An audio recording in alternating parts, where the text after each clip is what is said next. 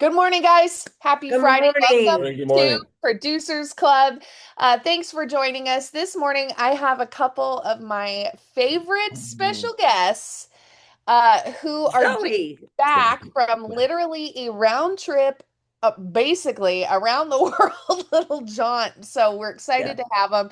And I'm glad that they took a little bit of time out of their day to join me. So without further ado, we have Rob and Deb Feldman. Welcome to the call, guys. Welcome. Hello, hello, hello. So maybe people know you, maybe they don't. Give us a little bit of intro, like who are you guys? Talk a little bit about your real estate identity and just general introduction.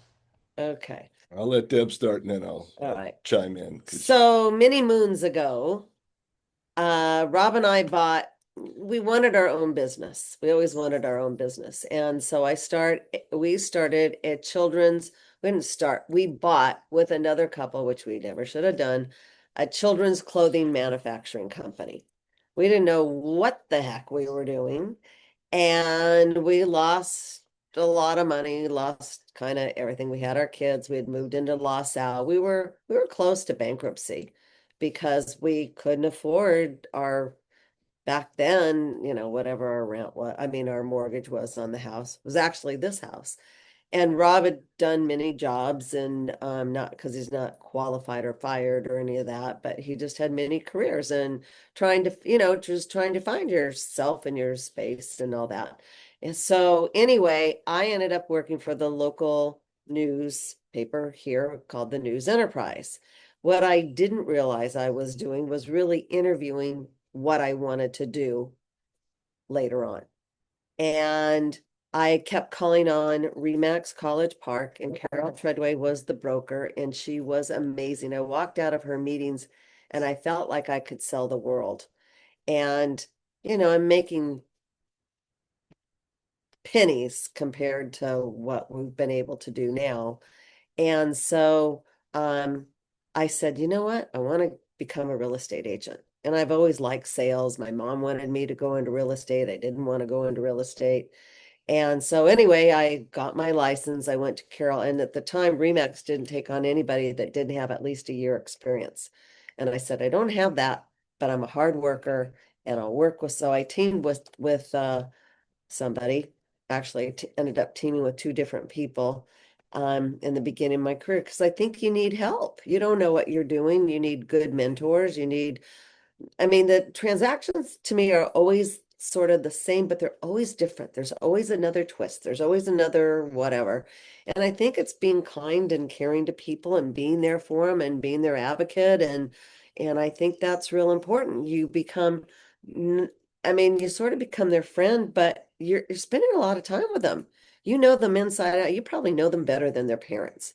You know what makes them tick because you got to find the right house. And I love the hunt.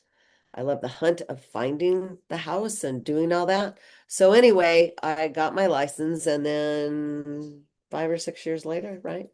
Yeah. I told Rob, I said, my business, I got rid of the partners. I was doing it on my own. I said, I need help. My business is expanding and the Steph was going off to college. She was our youngest. And I said, you're not going to sit at home and eat chocolate bonbons. So get your license and let's go. And that's what we did. It's such a good story because so many people don't wake up or go to their kindergarten graduation and say, I want to be a real estate agent, right? Yeah. That like people kind of fall into the industry in one way or the other and then just like grow massive success. Right. So I'll quick because I know we only have a half hour. So I was a special ed teacher by trade, and I thought I was going to be that for my whole life. But as Deb said, it's really never. I mean, it's going to equate to what we do in our business. It's never about the money. Everybody thinks, oh my God, you're going to make hundreds of millions of dollars, and that's the way it is, and move on. We just don't love them and leave them. I think that what I'll tell you before I tell you how a client of ours many, many years ago was so pleased of what we did. She knitted us a cool thing, and we've kept it for years. And what we want to tell everybody today is we just don't sell. We change lives. and that's what we do. But I went through, as Deb said, many, many, many careers, and we've and for those of you people who are partners out there, the fun, quick story is after a month, uh, I was working with Deb, and she looks at me and she says, "What in the heck are you doing? Go find another job. I can't work with you." Well, look at this. 33 years later, we I figured, know. you know, we figured out how to do it. What Rob left out was we were in Huntington Beach showing property, and I said, well, this house is like 12,000. 1,200 square feet. And he goes, no, it's 4,000. I didn't say anything. We drop off the clients. We get out and he goes, why did you correct me? You're not supposed to correct me unless I'm really, really wrong. I said, you were really, really wrong. The house was 1,200 square feet, not 4,000. I think it takes a special relationship to be able to have a working relationship with your spouse. And you guys Yeah. have done it for decades successfully. What's some of the things that you attribute that success to? So I think, when we wake up every day, and it's not what we can, our business is always forefront. It's still there, even though you don't see us all the time. We're not as heavy duty marketers as we have been, because we were 24 hours, 7 days a week. And we finally said, okay, enough. That's why we did just come back from Japan and Hawaii. We're going to do it. We know that life will still go on. But we wake up and we say to ourselves, what can we do right today in the Mm, real estate business? We were targeted many, many years ago when we first started. Somebody took our, Haley heard this the other day again for the 15th time. Somebody took a flyer, put our name on it, put their information on it, and said it was us. And basically went in front of grievance, which you all know about. And once they got their hands slapped, because back then it was no big deal, they looked at us and they said, well, we'll just go out and do another couple. We got caught by you. And that started us on our quest. We practice what we preach. We've been on professional standards. We both were on it for 15 years. And it really works in making it happen. But I think the whole thing today, what you said about, our little bio, um, you all, Deb was right. We become the client's BFFs for the time that we're in. We're in a time right now, which it's kind of crazy. It's always crazy in real estate, but where people are going, oh my God, there's no inventory, there's no this. What can we do? How can we make it better? So some of the things that happen to us when we feel down about what's out there, we call our title rep, we call our escrow, we call somebody who we really like in the business and talk to them, take them out to lunch, go out and figure out, what's going on with you. And we find out, you all, that there's other people like us. I mean, it just really, really works. We've And you also get new ideas. Like we're mm, we're doing a couple homes and we're involving stagers, which mm, we haven't done before. And I think that that's we're talking to what works. Talk to people that are successful. Talk to people that things work for them. And you've got to have balance in life. I learned that a long time ago. And I think we always need to dress for success. I think our way of dressing anymore is just really being sloppy all the time, and you can't tell your like if you go to an open house and the realtors in jeans and a sloppy t-shirt, she looks like just one of the other people. She wants to blend in, well, she's blending in, but she's not the professional. You still look at a person who's dressed a little more professional, as knowledgeable, that's what I'm trying to say, than somebody that is not dressed. mm. And not that we're putting on the suits and the ties and, not you know, anymore. we don't do that, but we do dress up. We do look nicer than the average person coming in off the soccer field or baseball field or whatever. Not to say they don't look nice, but we're just dressed professionally. So people they can spot us. We Mhm. want it, we don't want to blend in, we want to be noticed. And It I shows think, that you're prepared. Yeah, it shows that yeah, you're prepared, right? That it's like, hey, yeah. I'm ready. This is who I, this is what I stand for. It's like some people dress up, some people dress down, but the whole point is like you're professional, you're put together, you're showing up. It's like that is such a key piece. Don't you guys think about, 100%. modeling that? Because if you're dressed for success, people are going to think you're smarter. They just do. If you look back on your kids, if you have kids, or even if you don't have kids, if you look at your teachers that you've had in the past, and we're all, this is the new generation of just stop silly, of being sloppy and not dressing up or whatever. But those were the people that always were the best teachers, gave you the best advice. I mean, even look on the news. They're still wearing ties. They may not be wearing the whole suit or whatever, but your newscasters are dressing up. They're Hmm. still wearing a tie. They're still looking professional. You're the professional. Be professional. Look professional. Act professional. You guys mentioned, that story, of course. Like that was one of the first things Rob was teaching an ethics class and shared the tragic story that somebody tried to steal your guys' identity and make flyers on it. That was just crazy. Again, putting your dairy info, name, and everything with their picture on it. But because of that, you stepped into the more leadership aspect of the board and getting involved in ethics and grievance and stuff. From that perspective, what are some ways as agents that we can help keep that ethical standard in our industry? I'm just going to say, you know what's right and wrong. If it's wrong, don't do it. Just because somebody's done it and they've gotten by with it doesn't mean that it's right. You have to get up and look at yourself in the mirror every day. You're dealing with multi-million dollars worth of homes and all these other things. Do what's right. Just do what's right. You know what's right. I mean, we've learned what's right and wrong a long time ago.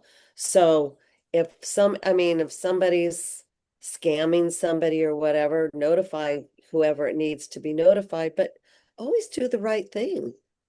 And sometimes, does it cost you a listing because somebody comes in and goes, "Oh, I can do this for nothing," and ends up charging them or doing whatever. Maybe that's a wrong example, but just just be honest in what you do. Right, because we concentrate. We don't always tell. We always want, oh, Debbie. We always tell people when they're wrong or when they're not right. We don't tell them when they're doing it right, and that's what we've got to concentrate on again Yeah. too. Tell people they're good. Tell people. That's why I say, call your team. Call people that are there. If you're feeling you're not part of the action anymore, don't look at what Deb and I have always aspired to. Yes, there's people that are absolutely gazillion, multi-gazillion, so on. And you can aspire to that, but if you're just getting started out, make your goals so you can hit it. So Attainable. it's attainable. If you make it so high, you're going to go, ugh, and I'm out and I'm done. Don't look at somebody like us and say, "Oh, I want to be in the Hall of Fame or the multi-million dollar club." It'll happen. It'll happen, but And you just need, and it's your networking. I think that's a big thing too. Rob and I used to go to the Long Beach Broker Preview all the time. every week for years. And you meet these people. And I was just talking with Carrie Harabedian, who we used to work with at Remax. And we have these long talks every time when he had a listing and he got us in because I already had 2 offers or 3 offers or whatever. And he says, "Sure, I'll get you in," because it's like if you like working with somebody, if I could work with you, Hallie, I would hold off. I would tell our sellers, "You know what? Hold off. Hallie's bringing in a client and she's really good. Get a good reputation because you'll get your buyer's stuff in if you're good." We had a situation where the agent flat out lied on the description. Okay, and I'll tell you real quick. Lied about what it was on the MLS. Our buyer bought the property. We did our investigation and they go, "No worries, new plumbing, new this, new that." The AC was 20 some odd years old. The plumbing had 3 leaks when we were doing it. I mean, the list went on and on. So then I investigated a little bit. 8 years earlier, she had the same verbiage. We Mhm. canceled that listing. It cost our buyer, and they're still with us. I mean, it wasn't our fault, but it cost our buyer the inspection. I mean, they could have taken her to small claims, and they still can, their inspection and their appraisal. And if they want to take her to small claims court, they could say, you flat out lied. And when we asked her why she said the same verbiage, she goes, that's just for marketing purposes. That's what we're talking about. Don't lie. Yeah. Yeah. Don't lie. Okay. And I think so many times Deb, it's one of those things where it's like, I feel that generally speaking, in a whole, I'm going to use a Rob Feldman role. Don't call me Pollyanna. But I think generally speaking, people know the gross things that are right or wrong, right? Like I'm not going to steal somebody's EMD, right? Like generally speaking, that's not the most common thing that we see. The ethical Right. things that we see, the quandaries that we see on a daily basis are things that are small, actually, like that Right. have big impacts. Things Right. like another common one that you guys might see or hear is calling a listing agent and, oh, hey, do you have any offers? And they say, oh, yeah, we've got three already. Or, oh, yeah, we have a couple already. And yet they have no offers, right? Right. Like those are things that I think that we need to talk about more and be more aware of and normalize making sure that we're holding that standard and then again, holding each other accountable Right. for You can something say, like grievance. right. Yeah. And you could say, you know what? I've had a lot of action. I've had a lot of action. People keep threatening. I don't have anything as of yet. Write something. I always say, write something. I don't know. I don't know what your people are going to do. I don't know where they're going to be. Um, we never give a price. I know sometimes people go, oh yeah, it's 1,200,000. I have 3 offers at 1,200,000, one 1,250,000, and one's at one We'll two. never, well, We don't give that information out. If they ask and they say, is it over the asking? I can say, yes, it is over. We have a very strong Mhm. over asking. Or is it cash? Yes, we have an all cash, but all cash doesn't always work out. Sometimes Yeah. all cash offers back out. Yeah. And that's where I think, again, you kind of have to trust your gut about what's okay and what's not okay to say, or what's okay to do in a situation or not okay. And I think a lot of people kind of blur that line, not having the checks and balances that we normally have, right? Think Right, about grievance. How does someone go to grievance? They have to get turned in by somebody else, right? right, you do, and people, hell, you did a great lead in. Grievance, I mean, people think, oh my God, I don't want to tell on my fellow agents. That's not the point. When you're wronged, you got to do something about it, and yeah, I'll leave it at that. I could go on for another half hour about grievance and but they're wronging you, they're going to wrong somebody else, you know, and it's going to Yeah. continue. So Mhm. you're helping stop that action. Yeah, yeah. It's just the way that our industry is governed. There's just too Yeah, many of us, you know? So I think as soon as we like accept that, and then again, just before we move on from this topic, I just encourage everyone here on the call, if you aren't aware of your board's grievance process, some boards run differently. Rob mentioned an actual grievance board, which happens through PWR. Your local board may call it something different or have a different process. Just familiarize yourself with that, right? Like how someone would go about turning someone in and just be aware of like what that process might look like. So I encourage you guys to do that. So let's talk more about this market. I think that you guys have had great success over the many years. You guys have seen ups, you've seen downs. What are you oh seeing yeah. right now in the market? And tell me more about like your mindset about where everything is right now. there's not as many homes, but things are still flying off the counter. So it's pricing them correctly. If you're fortunate to get a Yep. buyer, I mean, get a seller, price it correctly. Don't always be, we did a accountability group a long time ago, and I would say you could do like accountability group with other people. What was his name? That not Tom Ferry, what was the I other one? forget his name. Anyway, there was another group that he did these pop buys and go visit your clients and walk your neighborhood. That's the easiest way to really find out about listings and other things, because people's like, we it never fails. Or take a trip. Whenever you take a trip, I can Yep. guarantee somebody's going to call and go, I need to list my house right now. And Now, you're like, I'm in Japan now. and I'll see you later. We came back to 3 listings. So, and Wow. people waited for us, which is really Yeah. nice. So, but for your newbies, don't think that going to the ferries and the Tom Fit ferries, going to Tom Ferry going to And the uh, wizards and everything. Yeah, Yeah. true. all of these people are not going to make you, you're going to make you the money. You're Yeah. going to make you how you do it.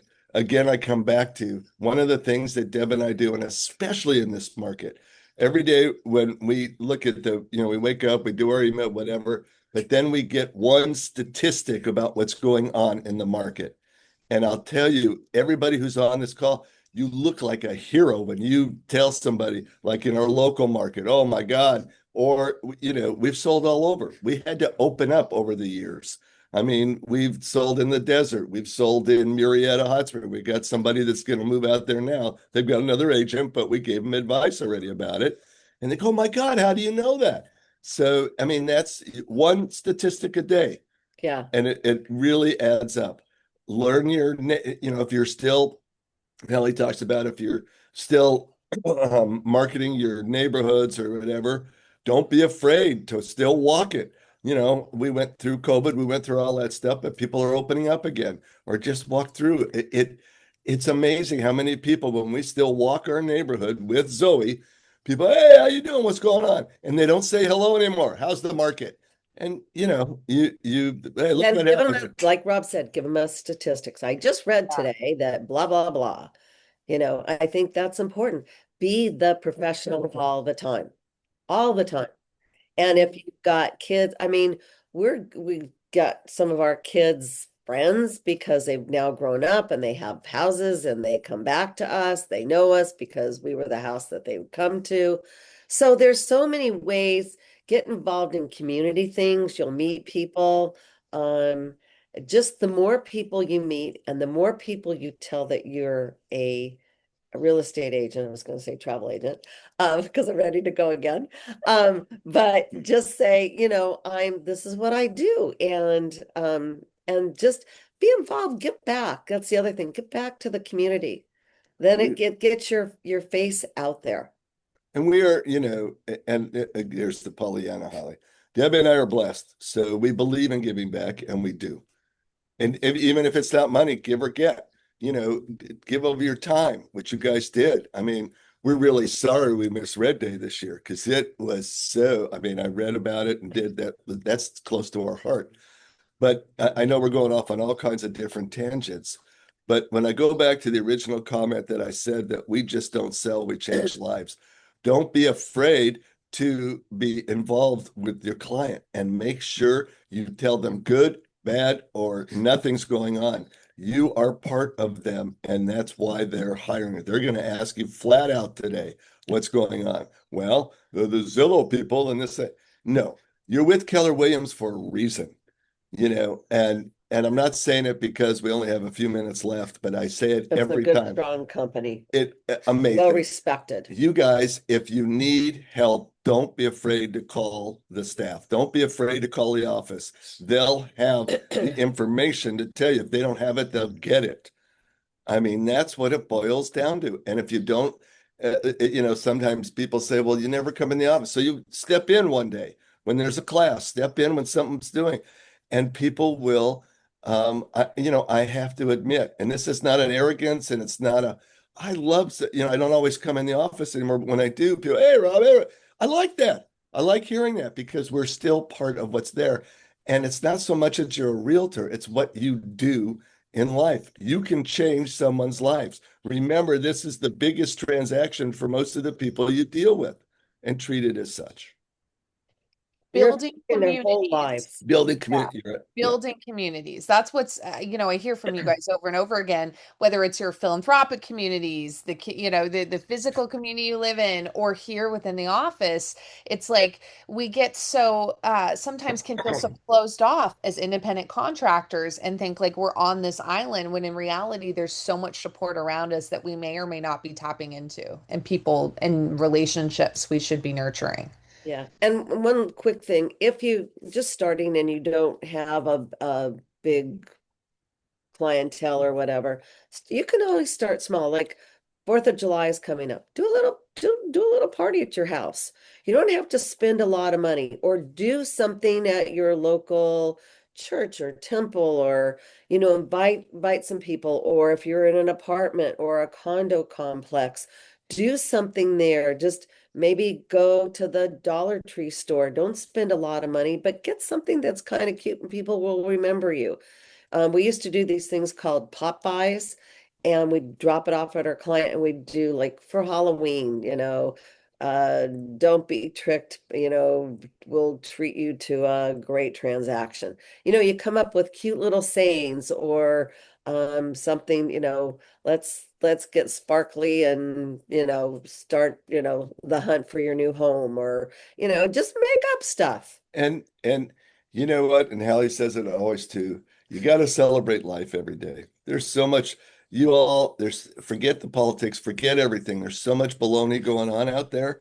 If you get caught up in it, it will show when you're with your client. Forget that. When you're with your client, you're with your client. Celebrate life. That's what it boils Yeah. down to. We joke and we don't really have time, but I've taken Debbie on a roller coaster on my health stuff, and I'm still here to talk about it. So just make sure you celebrate life. And It's always be kind and always say please. Yep. We lose that word out of our vocabulary, and it's so important to use please and thank you. Thank you for using me. Thank you for entrusting me. Thank you for being a part of my, allowing me to use my expertise to help you find something. Always say thank you. And a quick note. We don't write notes anymore. You don't go back to the old basics that we used to have. Don't text. Everybody text. Be different. Write a note. People love that. We don't get mail. What a shock to get something in the mail. So those relationship building things that you shared have been so valuable. People are typing in the chat how much they love you. You guys are getting hearts there about your Oh, thank you. positivity. Thank you. Thank you. thank Very you. You're cool. welcome. Anyways, you guys, anything else you want to share with the group before we wrap up for the day? We're not always around, but Hallie knows how to get a hold of us. If you have questions, if you have thoughts, if you want to people run by me all the time about grievance and pro standards. Shall I turn this? Shall I talk? What do I do? Don't be afraid to call us. If we don't answer, we will call within the hour or two, period end. And if we're busy, we'll say, sorry, I'm busy. I'll call you tomorrow and whatever. Yeah. That's the way you do it. But don't be afraid to call us. And that's my big bugaboo. I always call back. I always usually within a couple hours. And sometimes when I'm with a client, I don't like to answer the phone when I'm with a client because when I'm with a client, I'm with a client. But that's where you can text and say, I'm with somebody right now. I'll call you right back. And that way you're not taken away from somebody else. But some of these agents, you'll wait days to hear back. I hate that. Call back. We all need to set the standard and the bar like the Treat Feldman. people the way you want to be treated. That's the bottom line. The golden rule, right? Golden rule. Golden Treat rule. people the way you want to be treated. So You'll be great. basic. And again, don't be afraid to use the office. Don't be afraid to use, and forget that Ellie and Deb and Rob have a great relationship. I can pick up the phone anytime and say, what about this? What about, because even though we've been doing this for 35 years, we still don't know everything. We don't, and we won't. Don't Call think Simon. I call him all yeah, the we time. call All Simon. right. Thank you Simon, guys this is both yeah. very much for your time this morning. If you guys are still here on the call, thank you. Go out and have a killer weekend. Make sure you're following up with your clients. Let's return those calls quickly. Let's think about building the relationship, not just building our business, because that's going to build a lifetime of real estate career opportunity for you. So thanks, guys. Reach out to your office if you need anything. Besides that, have a good rest of your weekend. Thank you. Bye-bye. So, Bye-bye. Thank you. bye. This was marvelous. Thank you. Yeah. Oh, thank Thank you, you. thank you, thank you, thank you. All right, bye, Thanks, guys. Bye. guys.